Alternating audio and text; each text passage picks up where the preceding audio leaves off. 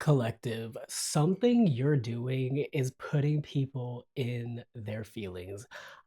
It's almost giving me like a humbling vibe. Like you got people walking away in shame. I don't know what this is. It's giving me the impression almost that somebody said something about you and they were real loud about it. But they hinged your reaction as the kinda, like, cherry on the on top, right? Like, that would prove what they said, and it's like whatever rumors they surrounded you with. We got 88. That's an important number for some of y'all. I don't know, it's a good number though. 88, but 8 of swords, it's like they were hoping you were gonna cut yourself on the lies and the rumors they had around you, where all the swords are, and it's like the reason you would cut yourself by trying to, like, over explain, trying to prove people wrong, right? It's like I'm getting, like, an overarching sinister energy of something, like, pervading multiple, like, social areas, but it's like it's hinged on your reaction, it's hinged on your emotional outburst, right? It's like because the rumors and stuff, the swords around you, they can either cut you or set you free, but they set you free in a I guess, non-intuitive way. It's like you don't address it. You don't give in to whatever scenario somebody's trying to set you up in, right? Set you up blinded, set you up where you're not really sure what's going on exactly, and it's like, it doesn't work on you, and that's why you're seeing this. You've sat somebody down, collective, you have sat them. Um, and we're about to get into this. First card we got on the board is the Two of Wands. Look, these are future plans. This is somebody that thinks of themselves a bit Machiavellian, you could say, right? They're not. But look, this is somebody who definitely would try to set you up. I don't know. Who are you? Why are they trying to set you up? You've got to be somebody. You have to be. I don't care if you feel like you're nobody. There's obviously somebody out there that thinks you're a big enough baddie to come after. But look, somebody's plans have been ruined by you. This Two of Wands is the confirmation. Somebody, because something about the Two of Wands and a certain air can give arrogance almost or narcissism because of the way the man is holding the world in his hand. And now the normal definition of it isn't that. It's about planning for the future. But in this case, the future plans were malicious.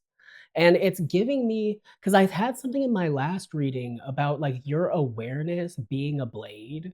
And it's almost like somebody tried to use that against you with the Eight of Swords, hoping that you would like overextend. The plan was to get you to look like a fool through your own making, and guess what? You're not a fool. You figured something out and you played a game very well. It's giving me, um, like chess, like you made a silent move because there's something about chess that is very it's quiet, you're not yelling, there's no outward displays of emotion. If you do that, it's just unbecoming, right? I think that we've all seen those videos on TikTok of like the world chess master. Now, I will say he lost a very big title, so anybody would be pissed, right? But his reaction had people talking about him, right? And it worked against him. And that's actually a great example because it's exactly what I'm talking about. Like, no duh. But yes, like you played the game expertly. You were supposed to crash out. You didn't. You played so well that you won. And somebody figured themselves as like a learned player. Like this is somebody who's like can get people, I guess, but they couldn't get you. I don't know if you work with this person. You would know better than I who this is describing, right? But don't worry because they're sad. The next card we got up is the moon. This is again going back to your awareness. You might freak this person out a bit, right? It's not that you have an eye on the inside. They feel like you might be spying almost, or that there's like I don't know, because some of the ways that you're acting right now are tells to them and them alone, and it's messing with them. And do you know what I mean by that? Like, it's like they wanna say, "Oh, they're doing something to mess with me," but they're trying to mess with you, and they're getting messed with in return by your non-reaction and probably your spirit team, but it's mostly your non-reaction and your it's like you're saying so much without saying a single word, and they're flabbing their mouth and just nothing is coming out. It's so bizarre, and I feel like it's why this person is being thrown for a loop right now. Like, the moon gives me staying up late trying to figure something out. And I'm just kind of getting the SpongeBob meme where they're all running around and everything's on fire. Yeah, collective. What did you not do is the question. You're supposed to do something. You didn't do it. Yeah, so look, the 4 of Swords is hilarious. Like, it's almost the opposite energy because I feel like this is you. This is somebody who sat back and do you see all the swords are so interesting because of the 8 of Swords, but it's like I don't know, your ability to remain chill and not so attached to an ego that you need to prove yourself in a way, right? And I've said that a bunch, but it's coming out because it's a big deal. It's like, this is somebody who had to make you out to be a certain way, and you came out the opposite. It's embarrassing to them. So it's like when you're seeing these messages, it's because you're on the mind. Like you're on the mind of this person, they can't help it.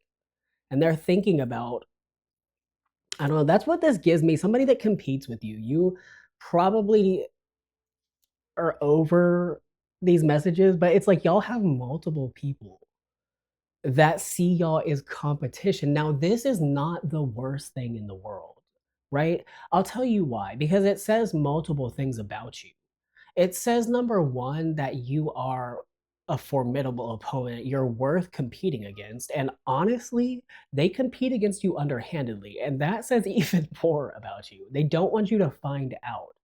They don't want you to find out, because if you do, there's something about your awareness being like a bowling ball, and every time you hit it, it's a strike, and they know it. So they hate when you figure it out. They hate when you find out. So it's like what this says about you is that you're a person who offers an abundant challenge, right? They have to kind of like rise up to something that they feel is above them, but you don't think like that. It's not that you're not the one out here putting yourself on a pedestal. I'll tell you that. You're humble about that, you know? Like I don't feel like you need to brag about yourself to put yourself out there. But these people are putting you on a pedestal by making you enemy number 1 in their own mind because you represent something that they want themselves, but I'm getting maybe there's an air of immaturity here, and they go about it in underhanded ways when maybe they just want to learn from you, but their ego prevents them. Like, I don't know why, but I wanted to start laughing because I feel like if they heard that they secretly want to learn from you, that would, like, pop like, I don't know, like, I'm getting, like, a cartoon of, like, the head popping out and then the steam coming out of the ears. Yeah, they don't want you to know that. They do not want you to know that, but they have an abundant respect for you and whatever you do. And they desperately like, they would love it if you yourself offered to teach them something or like, you know what? Right? Oh my gosh, who you this is really funny. It is. Um, we have this 5 of Pentacles. I feel like a lot of people, specifically what we're talking about, these types of people that want to compete with you secretly, they view something about you to them is very much good. Like not that you have it made in every way possible, but something about the person you are makes them feel like they're on the outside looking into something they desperately want. And it's not that they can't have it, right? I think we both know that if long as long as you put your mind to something authentic that matters and you truly want to achieve it, minus some things that are outside of your control, of course, right? You can achieve that. If you really want it, you can have it. And these people feel like that you have something that they want, but they can't imagine, like, getting it the way you did. Because I don't know, there's something mysterious about you. It's almost like, I know I said a glass wall, but I guess it's more like a peephole, right? Because if they had the full picture, would they be this feverish in their pursuit of you? I don't think so. I think that they have a very limited view of what you have, but whatever they see through that peephole, whatever they see through it, like, entrances them to the point where they gotta have it. They got to have it. It's like they're, I don't know, they're seeing inside a forbidden vault, right? But I feel like that you maybe are not entirely aware of how these people perceive you, because I feel like their negativity shines through most of all, but their negativity is not born from a negative opinion of you, as mind fucky as that is. Isn't that strange?